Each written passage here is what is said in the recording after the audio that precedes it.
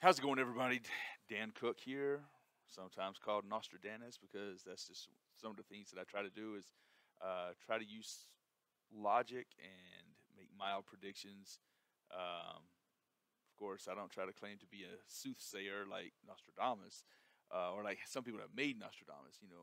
Making vague predictions and having something similar happen, and then all of a sudden it's legit. Anyway, my point being is I'm here to talk about next season for the Alabama Crimson Tide, but a lot of it has to do with this season. If you've ever been on my Facebook page during an Alabama game, you know that, or more efficiently, last year, Derrick Henry went for 2,200 yards. There's like four guys there. He can't. He has nowhere to go. Why did he keep it? He could have, handed the ball off. Running back could have gone around the left tackle and gotten at least 5 yards. And here's the thing too: he fumbles a lot, so he should keep. He definitely does not need to keep the ball more.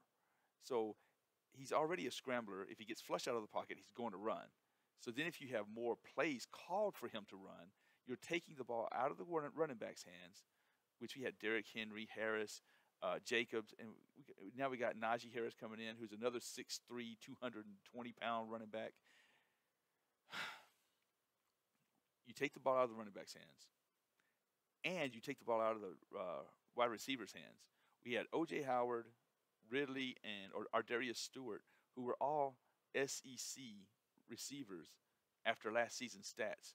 This season, they go from all SEC to all right, because they couldn't do as much, or what they had to do, they had to make up for after they caught the ball behind the line of scrimmage. So people think I'm dogging uh, Jalen Hurts when I get mad and I yell on Facebook. I have a meme. It yells out Hurts. Um,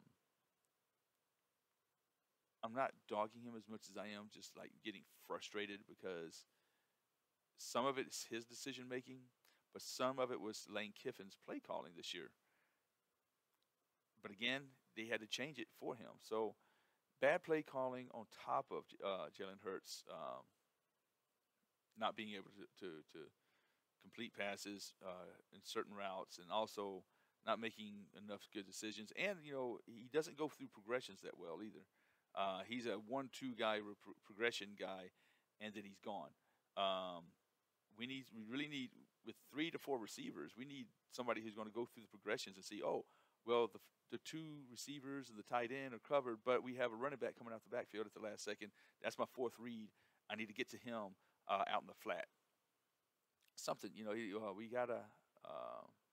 have to have got somebody who's going to think on the fly. I mean, even Sims was good enough to do that a couple of years ago. And he was a runner, but he passed. He was thinking. His mentality was pass first, run second, not run 70% of the time or keep the ball 70% of the time.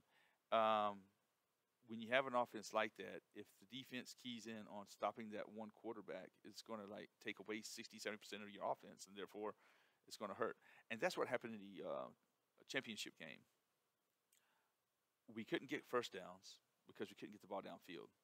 If you can't get first downs, you can't stay on the field. You can't stay on the field, you can't run the clock. If you can't run the clock, then that allows Clemson, their offense, to get on the field, and then they score. Okay, now you back in the same situation. Now you can't come back very well because you can't really throw the ball downfield, et cetera, et cetera. And then also, your defense gets tired because they're always out there because you can't stay on the field as an offense.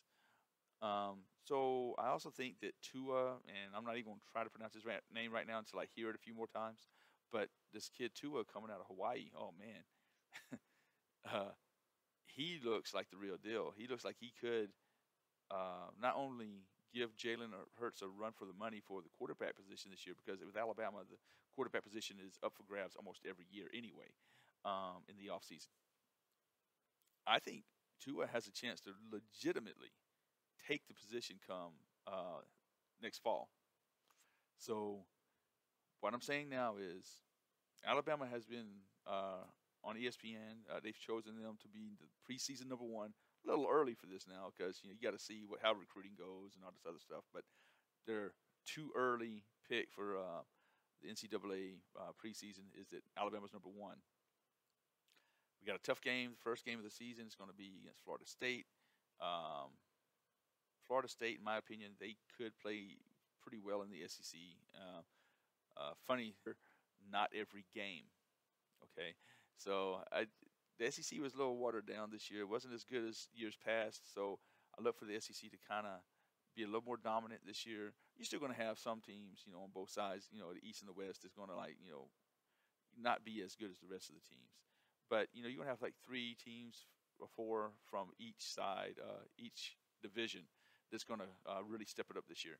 And that's why Alabama really has to make sure that they come into the fall season with a genuine threat at quarterback to get the ball to the right players.